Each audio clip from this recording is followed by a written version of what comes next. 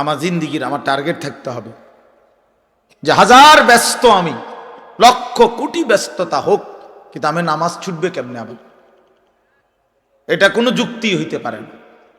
মুসলমানের নামাজ ছুটে কেমনে? নামাজবিহীন মুসলমান থাকে কেমনে? তার পরিচয় মুসলমান কিভাবে হয় ভাইয়া? ফারকুমা বাইনানা ওয়া বাইনাল কুফরে আসসালাহ। নবীজি বলছে আমাদের মাঝে আর বেঈমান কাফেরের মাঝে পার্থক্য নামাজ।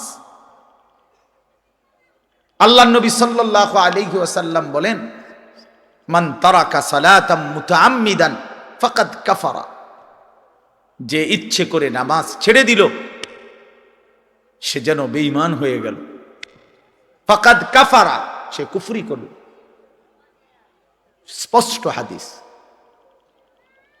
আল্লাহর নবী সাল্লাল্লাহু আলাইহি ওয়াসাল্লাম বলেন, আস-সালাতু ইমাদুদ্দিন, নামাজ হচ্ছে দ্বীনের খুঁটি। মান আকামাহা ফাকাদ আকামাদ-দ্বীন, যে নামাজ জারি রাখলো সে যেন তার পুরা দ্বীন চালু রাখলো। ওমান হাদামাহা ফাকাদ হাদামাদ-দ্বীন, যে নামাজ নষ্ট করে দিল সে তার পুরা দ্বীন নষ্ট করে। আল্লাহ কোরআনে বলছে, ইন্নাস সালাতা তানহা আনিল ফাহশাই ওয়াল মুনকার, নিশ্চয়ই একমাত্র নামাজ যাবতীয় অশ্লীলতা, অসভ্যতা, বেহায়াপনা, অপরাধ থেকে বিরত রাখে।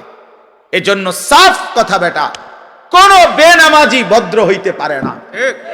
বেনামাজি মানেই অসভ্য বেটা, বেনামাজি মানেই কুত্তার জিন্দেগি, কুত্তার জিন্দেগি মানে।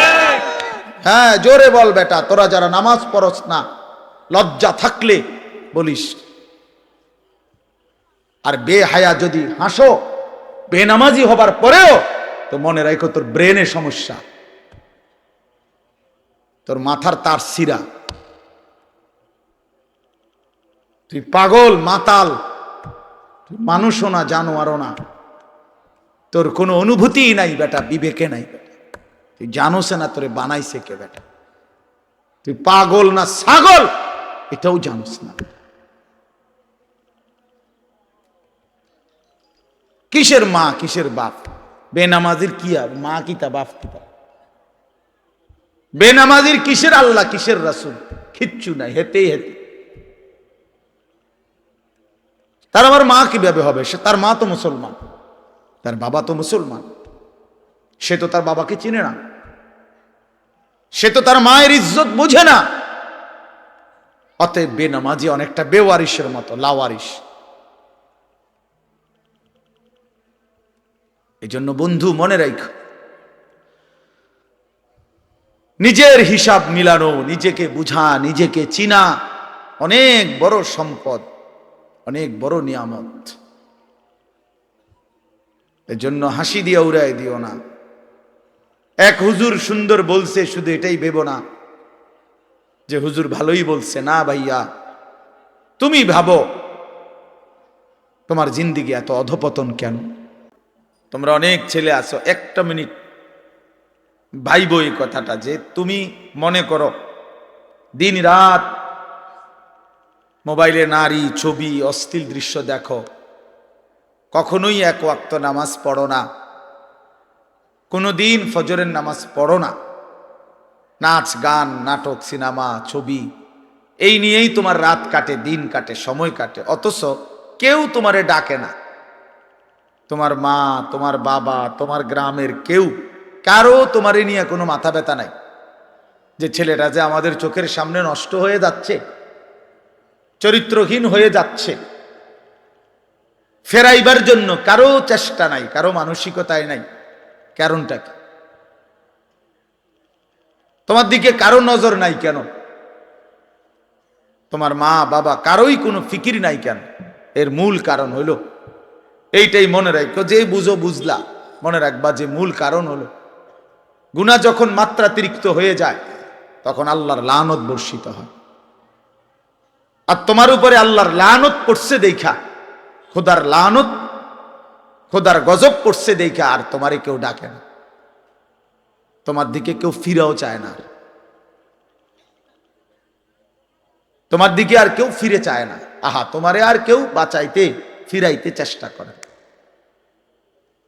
এইটা হলো লানত অভিশাপের বহিঃপ্রকাশ। নুওয়াল্লিহি মা তাওয়াল্লা ওয়া নুসলিহি জাহান্নাম ওয়া সাআত মাসীরা।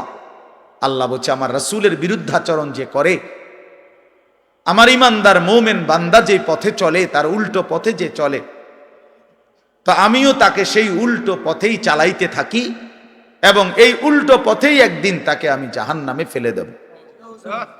কোরআন শরীফের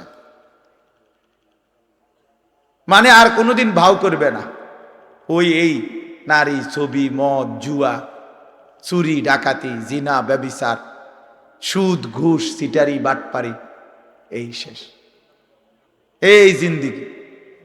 এভাবেই একদিন মৃত্যু হয়ে যাবে আর ফেরেশতা একটা লাথি দিয়া জাহান্নামে ফেলে দেবে। যা, ফেরেশতা বলবে যা না ফরমান। এই জিন্দিগি আর ফিরবে না, ফিরার তৌফিক হবে না। এটা অভিশপ্ত জীবন, মালউন, অভিশপ্ত হইবে যারে কেউ ফিরায় না। আমি আজকেও বললাম আমার মায়ের বয়স 75 বছর হইব, আমার আম্মার বয়স, আমার বয়স 44 বছর, আমার ওয়াজের বয়স আজকে প্রায় 21 বছর, 22 বছর। আমার 4টা সন্তান আছে, তা আমার মা এখনো আমারে জিঙ্গে ফুত নোয়াজ উঠছনি কসম আল্লাহ, এখনো জিজ্ঞাসা করে মা ফুত নামাজ উঠছন, এখনো মা জিগায় ফুত চাইও মানুষেরে মাহফিলে যাইয়া টাকা পয়সা লইয়া কারোর লগে ঝামেলা করো না। এই বয়সেও বলেন হ্যাঁ, মা তার সন্তানকে এখনো নজর রাখছে। মা বৃদ্ধ হয়ে গেছে, আমারও বয়স কম হয় নাই, আমিও তো সন্তানের বাপ। তো তোমারে কেউ ডাকে না কা? তোমার প্রতিদিন ফজরের নামাজ ছুটে যাচ্ছে, তোমার মাও ডাকে না, বাপাও ডাকে না, কারণ তোমার উপরে খোদার লানত পড়ছে।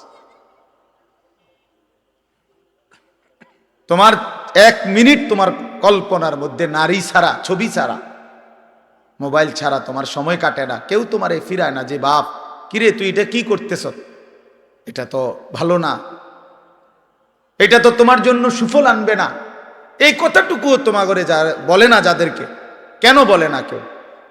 তোমার উপরে খোদার লানত।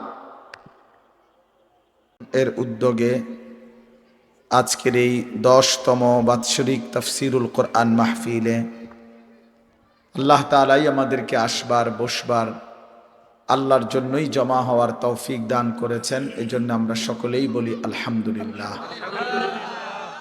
নওজোয়ান ভাই তোমরা এখানে বসো, যারা ভিতরে আছো বসো, সবাই বসো বাবা। ওই যে সরাও এখান থেকে, ওই আপনার বসে।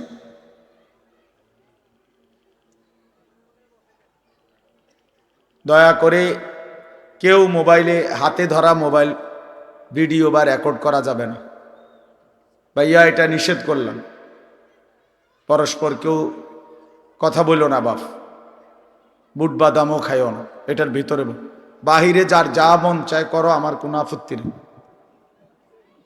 প্যান্ডেলের সীমানার বাইরে তোমার যেটা মন চায় তুমি উঠে গিয়ে করো, আমার কোনো আপত্তি নেই। কিন্তু চোখের সামনে কথাবার্তাও বলা যাবে না, খামখেয়ালি করা যাবে না। কারো পছন্দ না হলে তুমি উঠে চলে যাও, কোনো অসুবিধা নেই। কিন্তু আমি অনুরোধ করছি ছেলেরা, ভাইয়া, যদি মনোযোগ থাকে, আন্তরিকতা থাকে, তাইলে এমনি তাকাইয়া শোনো। মোবাইলে ছবি, ভিডিও, রেকর্ড কিচ্ছুর দরকার নেই। এমনি বরকত হবে ভাই, এমনি শোনা দরকার। মাঝখান দিয়ে একটু সময়ের জন্য দুষ্টামি করলে, রসিকতা করলে, এতে মনোযোগ থাকে না। আমারও আন্তরিকতা নষ্ট হয়, নিজেরও কোনো পরিবর্তন হয় না। একটি কথা পূর্ণ বুঝবার জন্য ধারাবাহিক মনোযোগ জরুরি, ধারাবাহিক। কোরআনুল কারীমের মধ্যে আছে, আল্লাহ তাআলা বলেন ওয়াদাক্কির ফাইন্নাদ যিকরা তানফাউল মুমিনিন। এই ছেলে, তোমরা কি বুঝছো মিয়া? না দাঁড়ায় আছো কেন? আল্লাহ তাআলা বলেন আপনি বারবার উপদেশ দিতে থাকেন। যাক্কির শব্দের অর্থ হলো বারবার, অর্থাৎ আপনি আপনার এই কথাগুলো বারবার বলতে থাকেন। ফাইন্নাদ যিকরা তানফাউল মুমিনিন, নিশ্চয়ই প্রত্যেকবার উল্লেখ করলেই, যতবারই বলবেন ততবারই ঈমানদারদের উপকার হবে। এই একবার, দুইবার, 10 বার, 50 বার শুনতে শুনতে, বলতে বলতে একসময় বিবেক জাগবে, অনুভূতি আসবে, ফিকির আসবে যে আহারে আমারে বারবার বলতেছে, আমার প্রতি বারবার নারাজ হইতেছে, আমার তো আসলে বদলানো দরকার। তো একটা সময় তখন পরিবর্তন নসিব হয়। এই জন্য এটা খুব জরুরি, এই বারংবার প্রেসার দেওয়া, বারবার বলতে থাকা, বারবার বলতে থাকা। আম্বিয়ায়ে কেরাম, নবীগণ মানুষদেরকে বারবার আল্লাহর দিকে ডাকতেন।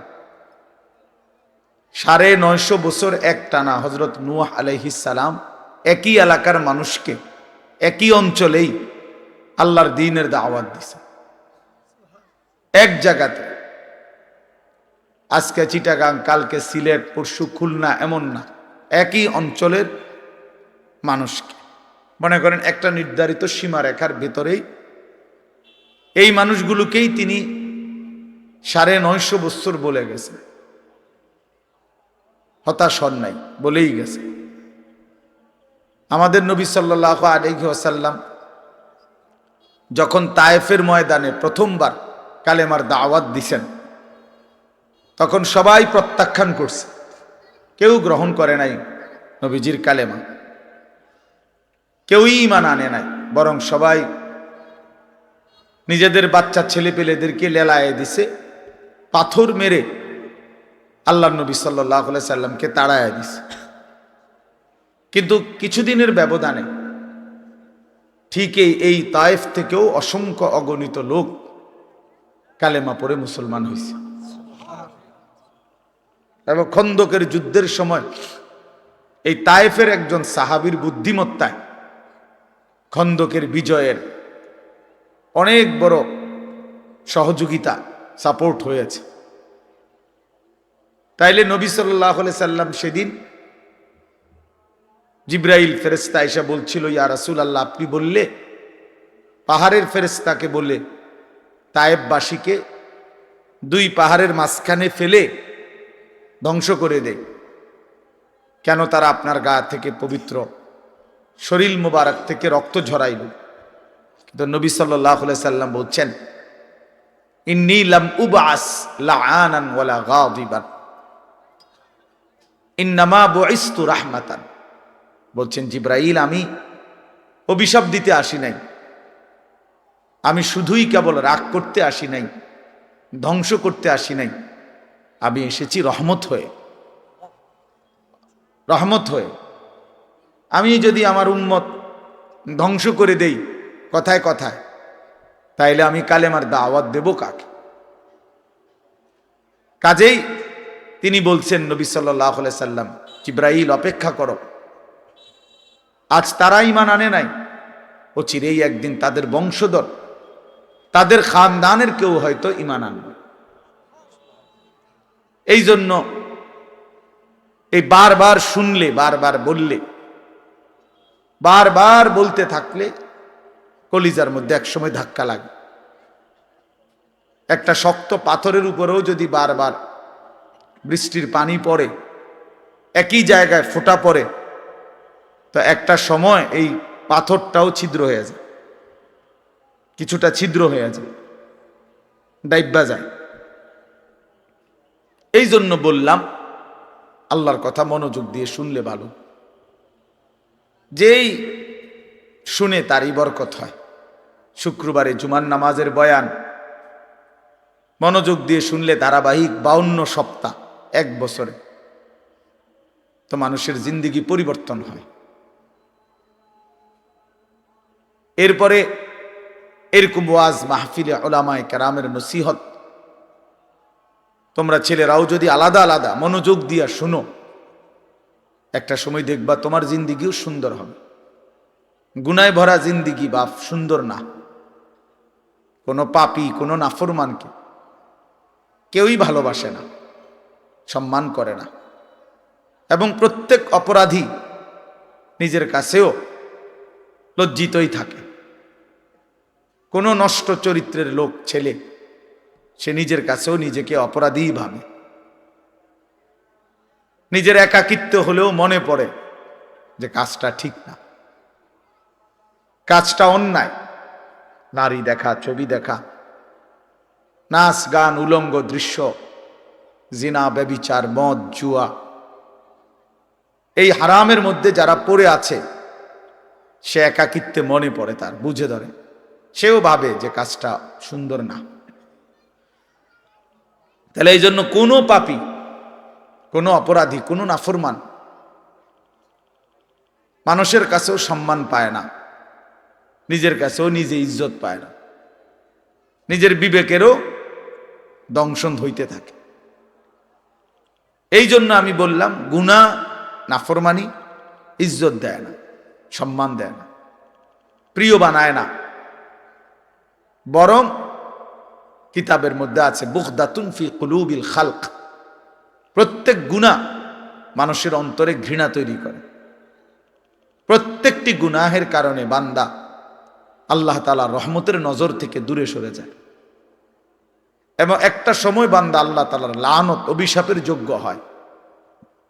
ফলে তখন আল্লাহ যখন কারো উপরে লানত বর্ষণ করে তো গোটা সৃষ্টি তাকে ঘৃণা করে।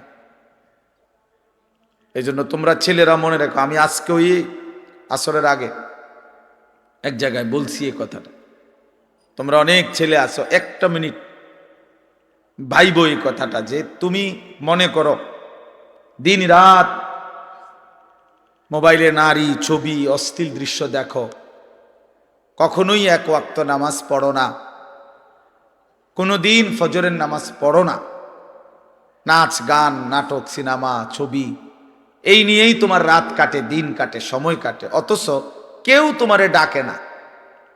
তোমার মা, তোমার বাবা, তোমার গ্রামের কেউ, কারো তোমারে নিয়ে কোনো মাথা ব্যথা নাই যে ছেলেটা যে আমাদের চোখের সামনে নষ্ট হয়ে যাচ্ছে, চরিত্রহীন হয়ে যাচ্ছে, ফেরাইবার জন্য কারো চেষ্টা নাই, কারো মানসিকতায় নাই। কারণটা কি?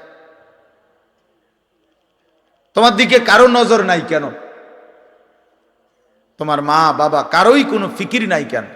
এর মূল কারণ হলো এইটাই, মনে রাখো, যে বুঝো বুঝলা, মনে রাখবা যে মূল কারণ হলো গুনাহ যখন মাত্রাতিরিক্ত হয়ে যায় তখন আল্লাহর লানত বর্ষিত হয়।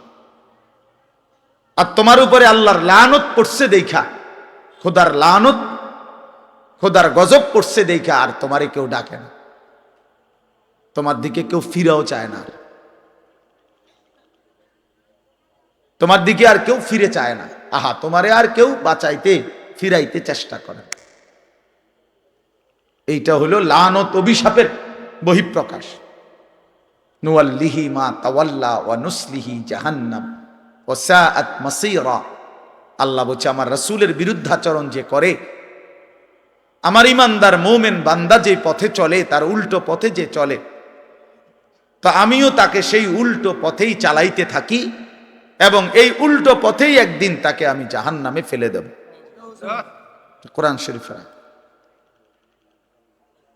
মানে আর কোনোদিন ভাও করবে না ওই এই নারী, ছবি, মদ, জুয়া, চুরি, ডাকাতি, জিনা, ব্যভিচার, সুদ, ঘুষ, সিটারি, বাটপারি, এই শেষ, এই জিন্দিগি। এভাবেই একদিন মৃত্যু হয়ে যাবে, আর ফেরেশতা একটা লাথি দিয়া জাহান্নামে ফেলে দেবে। যা, ফেরেশতা বলবে যা না ফরমান। এই জিন্দিগি আর ফিরবে না, ফিরার তৌফিক হবে না। এটা অভিশপ্ত জীবন, মালউন, অভিশপ্ত হইবে, যারে কেউ ফিরায় না। আমি আজকেও বললাম, আমার মায়ের বয়স 75 বছর হইবে, আমার আম্মার বয়স আমার বয়স 44 বছর, আমার ওয়াজের বয়স আজকে প্রায় 21 বছর 22 বছর। আমার 4টা সন্তান আছে। তা আমার মা এখনো আমারে জিঙ্গে ফুত নামাজ উঠছনি কসম আল্লাহ, এখনো জিজ্ঞাসা করে মা ফুত নামাজ উঠছনি। এখনো মা জিগায় ফুত চাইও মানুষেরে মাহফিলে যাইয়া টাকা পয়সা লইয়া কারোর লগে ঝামেলা করো না। এই বয়সেও বলেন। হ্যাঁ, মা তার সন্তানকে এখনো নজর রাখছে। মা বৃদ্ধ হয়ে গেছে, আমারও বয়স কম হয় নাই, আমিও তো সন্তানের বাপ। তো তোমারে কেউ ডাকে না কা? তোমার প্রতিদিন ফজরের নামাজ ছুটে যাচ্ছে, তোমার মাও ডাকে না, বাপাও ডাকে না, কারণ তোমার উপরে খোদার লানত পড়ছে। তোমার 1 মিনিট তোমার কল্পনার মধ্যে নারী ছাড়া, ছবি ছাড়া, মোবাইল ছাড়া তোমার সময় কাটে না। কেউ তোমারে ফিরায় না যে বাপ কিরে তুই এটা কি করতেছ, এটা তো ভালো না, এটা তো তোমার জন্য সুফল আনবে না। এই কথাটুকুও তোমার ঘরে বলে না। যাদেরকে কেন বলে না কেউ? তোমার উপরে খোদার লানত, তোমার উপরে আল্লাহর লানত, তুমি অভিশপ্ত। এই জন্য তোমারে আর কেউ ফিরায় না। নাহলে খামখেয়ালি মানুষ কতক্ষণ করে, দুষ্টমি মানুষ কতক্ষণ করে, হাসি ঠাট্টা মজাক আড্ডা কতক্ষণ করে মানুষ? কখনোই কি ফিরবার সময় হয় না? কখনোই কি মনে পড়ে না? এভাবে দিল মরে যায় মানুষের, কোনো দিনই নামাজ পড়বে না। এভাবে মানুষের অন্তর মুসলমানের মরে যায়। আস্তাগফিরুল্লাহ, এ তো বেঈমানের অন্তর। আল্লাহর নবী সাল্লাল্লাহু আলাইহি সাল্লাম এই জন্য বলছেন, মাসালুল্লাযী ইয়াযকুরু রাব্বাহু ওয়াল্লাযী লা ইয়াযকুরু রাব্বাহু মাসালুল হাইয়্যি ওয়াল মাইয়্যিত। নবীজি বলেন, যে আল্লাহ পাকের স্মরণ করে, জিকির করে, বন্দেগী করে, আর যে করে না, তো আল্লাহর নবী সাল্লাল্লাহু আলাইহি ওয়াসাল্লাম বলেন উভয়ের উদাহরণ হলো মাসালুল হাইয়্যি ওয়াল মাইয়্যিত, জীবিত এবং মৃত ব্যক্তির মতো। একজন জীবিত আর একজন মৃত। আল্লাহর গোলামি স্মরণ যার মধ্যে আছে, নবীজি বলছে সে জীবিত। আর আল্লাহর বন্দেগী যার মধ্যে নাই, আল্লাহর স্মরণ নাই, সে মৃত। সে মৃত। আল্লাহর নবী সাল্লাল্লাহু আলাইহি সাল্লাম বলেন, ইন্নাল্লাযী লাইসা ফি জাওফিহি শাইউম মিনাল কুরআন কাল বাইতিল খারিব। নিশ্চয়ই যার অন্তরের মধ্যে কিছু পরিমাণ কোরআনের জ্ঞান, কোরআন নাই, 10টা সূরাও পারে না, 5টা সূরাও পারে না, আল্লাহর কোরআনের কোনো ফিকিরে তার দিলের মধ্যে নাই, আল্লাহর নবী বলছেন ওই অন্তর হলো কাল বাইতিল খারিব, আলগা বাড়ি, সারা বাড়ির মতো। যেই বাড়ি মানুষ এখন আর বসতে কাজে ব্যবহার করে না, হয়তো এটা পুরান বাড়ি ছিল আগে, অন ভাঙ্গা টেঙ্গা গেছে, বেড়া টেরা ফুরিয়া গেছে, টিন খুইয়া গেছে, দরজা ভাঙ্গা গেছে, সারা বাড়ি আর কি, আলগা বাড়ি, বিরান ঘর, যে ঘরে আর থাকে না এখন। ফলে ওই ঘরে এখন কি থাকে? ওই ঘরে এখন কুত্তা থাকে, বিড়াল থাকে, সাপ থাকে, কেঁচো থাকে, এই সমস্ত প্রাণী থাকে, কুকুর বিড়াল থাকে, সাপ বিচ্ছু থাকে, এগুলো থাকে। আল্লাহর নবী সাল্লাল্লাহু আলাইহি সাল্লাম বলছেন, যে কলিজার ভিতরে আল্লাহর কোরআন নাই, ওই দিলের মধ্যে কুত্তা থাকে, ওই দিলের মধ্যে শূকর থাকে, ওই দিলের মধ্যে বিড়াল থাকে, ওই দিলের মধ্যে সাপ থাকে, বিচ্ছু থাকে, মানুষ থাকে। ওটা সারা বাড়ি, ওটা আলগা বিরান ঘর, ওটা মরুভূমি, এটা মরিচিকা, ওটা হাহাকার। ফলে আর তার কোনো গন্তব্য নাই, জীবনের কোনো আগা মাথা নাই, জিন্দেগির কোনো হিসাব কিতাব নাই। রাত হয় কখন, দিন হয় কখন, কোন নামাজের ওয়াক্ত আসে কখন যায় কখন, জানোয়ারের আবার এত কিছু দরকার কি? কুত্তা এগুলা দিয়ে করবে কি? শুকরে এগুলা দিয়ে করবে কি? তাহলে মানুষ রূপী যেই জানোয়ার আল্লাহকেই ভুলে গেছে, হ্যাঁ, এই জানোয়ারের রাত কি আর দিন কি? এই জানোয়ারের শুক্রবার কি আর শনিবার কি? এই হাইওয়ানের আবার জীবন কি? সারাক্ষণ একই রকম, সব দিন বরাবর, সব মাস বরাবর। আমরা হিসাব করি আলহামদুলিল্লাহ। আমার বয়ান এখানে, আমরা হিসাব করি, মাহফিল দেরি হোক, কিন্তু ঠিকই আমরা মাগরিবের নামাজ মসজিদে কংসনগর জামাতের সাথেই পড়ছি, তারপরে আসছি। অর্থাৎ হিসাব মিলাতে হবে জিন্দিগির, আমার জিন্দিগির আমার টার্গেট থাকতে হবে যে হাজার ব্যস্ত আমি, লক্ষ কোটি ব্যস্ততা হোক, কিন্তু আমি নামাজ ছুটবে কেমনে? আবার এটা কোনো যুক্তি হইতে পারে না। মুসলমানের নামাজ ছুটে কেমনে? নামাজবিহীন মুসলমান থাকে কেমনে? তার পরিচয় মুসলমান কিভাবে হয় ভাইয়া? ফারকুমা বাইনানা ওয়া বাইনাল কুফরে আসসালাহ। নবীজি বলছে আমাদের মাঝে আর বেঈমান কাফেরের মাঝে পার্থক্য নামাজ। আল্লাহ নবী সাল্লাল্লাহু আলাইহি ওয়াসাল্লাম বলেন, মান তারাকা সালাতাম মুতাআম্মিদান ফাকাদ কাফারা। যে ইচ্ছে করে নামাজ ছেড়ে দিল সে যেন বেঈমান হয়ে গেল। ফাকাদ কাফারা, সে কুফরি করল। স্পষ্ট হাদিস। আল্লাহ নবী সাল্লাল্লাহু আলাইহি ওয়াসাল্লাম বলেন, আস-সালাতু ইমাদুদ্দিন, নামাজ হচ্ছে দ্বীনের খুঁটি। মান আকামাহা ফাকাদ আকামাদ-দ্বীন, যে নামাজ জারি রাখলো সে যেন তার পুরা দ্বীন চালু রাখলো।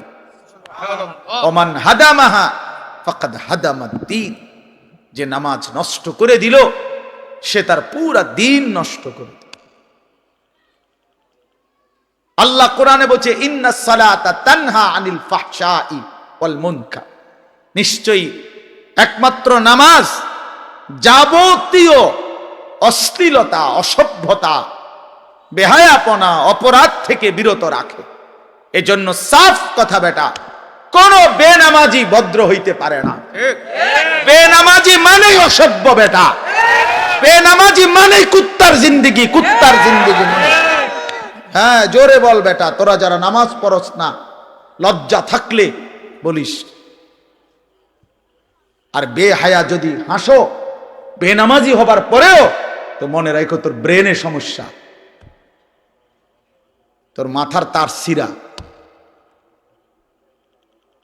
তুই পাগল মাতাল, তুই মানুষও না জানোয়ারও না, তোর কোনো অনুভূতি নাই বেটা, বিবেকে নাই বেটা, তুই জানোস না তোরে বানাইছে কে বেটা, তুই পাগল না ছাগল এটাও জানোস না। কিসের মা কিসের বাপ? বেনামাজির কি মা কি তা বাপ কি তা? বেনামাজির কিসের আল্লাহ কিসের রাসূল? কিচ্ছু নাই, হেতেই হেতে।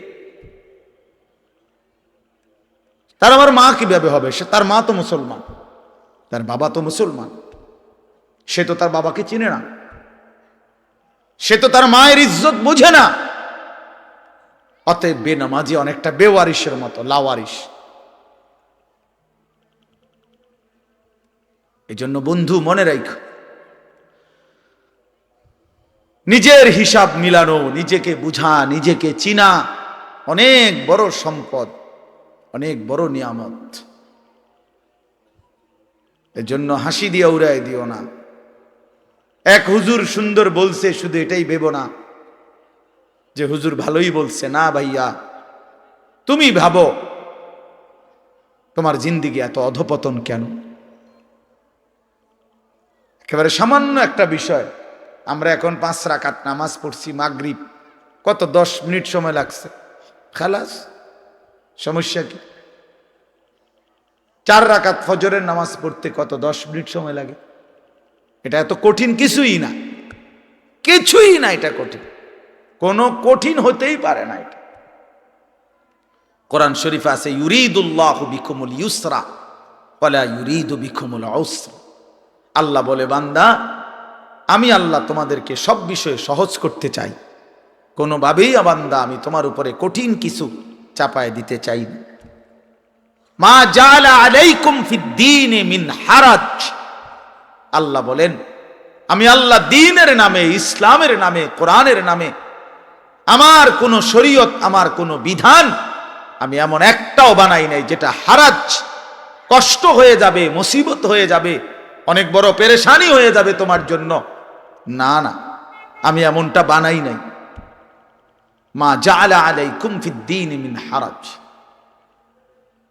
আল্লাহ নবী সাল্লাল্লাহু আলাইহি ওয়াসাল্লাম বলছেন, আদ-দীনু ইউসরুন, দিন সহজ, ইসলাম মানা সহজ, সহজ, একেবারেই সহজ। স্বাভাবিক তালেই আমার শায়েখ আল্লামা মুফতি মুশতাকুন নবী কাসেমী হুজুর সেদিন আমাদের মাদ্রাসায় কিশোর যুব ইসলাহি মজলিসে, আমরা আলাদা 16 বছর থেকে 30 বছর বয়সী পর্যন্ত ছেলেদের আলাদা ইসলাহি মজলিস করছিলাম আমার মাদ্রাসায়। 8ই ফেব্রুয়ারি প্রায় 600-র মতো ছেলে উপস্থিত হয়েছিল, শুধু ছেলে, সব নওজোয়ান। হুজুর সেখানে বলছিলেন এই ব্যাপারে বিস্তারিত, যে আমাদের জীবনের দুইটা অংশ, একটা হলো দুনিয়া, আরটা হলো আখিরাত। দুনিয়ার জন্য আমাকে করতে হবে কর্ম, আখিরাতের জন্য আমাকে পালন করতে হবে ধর্ম। এই আমার জিন্দেগি। দুনিয়ার জন্য আমি কর্ম করব, আখিরাতের জন্য আমি ধর্ম পালন করব। কর্ম এবং ধর্ম, এই আমার জিন্দেগি। কিন্তু হুজুর বলছেন, দুনিয়া স্বল্প সময়ের, আখিরাত অনন্তকালের। কিন্তু আল্লাহ পাক দয়া করে অনন্তকালের আখিরাতের জন্য ধর্মের বিধান দিছেন সামান্য, সামান্য সময়ের দুনিয়ার জন্য কর্মের সুযোগ দিছেন অনেক বেশি, অনেক বেশি। ফজরের 4 রাকাত নামাজ 10 মিনিট, আবার 1:30-এর জোহরের নামাজ আবার 20 মিনিট, তাইলে ওইখান দিয়ে 20 মিনিট, এখান দিয়ে 30 মিনিট, 10 মিনিট, এই আধা ঘন্টা। ফজরের জামাত হয় যদি 6টায়, জোহরের জামাত 1:30টায়, মাঝখান দিয়ে 7টা, 8টা, 9টা, 10টা, 11টা, 12টা, 1টা, 7.5 ঘন্টার মাথায়। তাহলে 7.5 ঘন্টা বা 7 ঘন্টাই ধরো, ঠিক আছে, 7 ঘন্টা আল্লাহ বলছে, বান্দা সামান্য দুনিয়া, কিন্তু যাও সময় বেশি দিছি, যাও তবুও করো, সমস্যা নাই, 7 ঘন্টা করো। আর অনেক লম্বা আখিরাত, একদিন হাসরের ময়দানের 50,000 বছর, ফুলসেরাত 30,000 বছরের রাস্তা, কবরের শেষ ব্যক্তিটাও থাকতে হবে। কোন কোন মুহাদ্দিসিন বলছে 40,000 বছর। এই লম্বা সফর অনন্তকালের আখিরাতের জন্য এই 7 ঘন্টার ব্যবধানে, 8 ঘন্টার ব্যবধানে সময় নিলাম মাত্র 30 মিনিট, 7.5 ঘন্টা তোমার এই দুনিয়ার জন্য দিয়ে দিলাম। তবুও যদি বলো বান্দা আমি জুলুম করছি, তার ইনসাফ কিভাবে? তবুও যদি বলো বান্দা আমি পারবো না, তো তোমার মতো গাদ্দার, তোমার মতো নাফরমান আর কে হইতে? তোমার সামান্য দুনিয়া, অথচ সময় দিছি বেশি। 1:30-এ জোহরের নামাজ শেষ, 1:50-এর ভিতরেই নামাজ শেষ, আবার 4:30, 4:45টায় আইসো 4 রাকাত আসরের ফরজ পড়বার জন্য। মাঝখান দিয়ে আবারও আমি আল্লাহ তাআলা লম্বা 3 ঘন্টার মতো সময় আবারও দিলাম, যাও আবার মেহনত করো, আবার পরিশ্রম করো, আবার কামাই করো, আবার কামাই করো।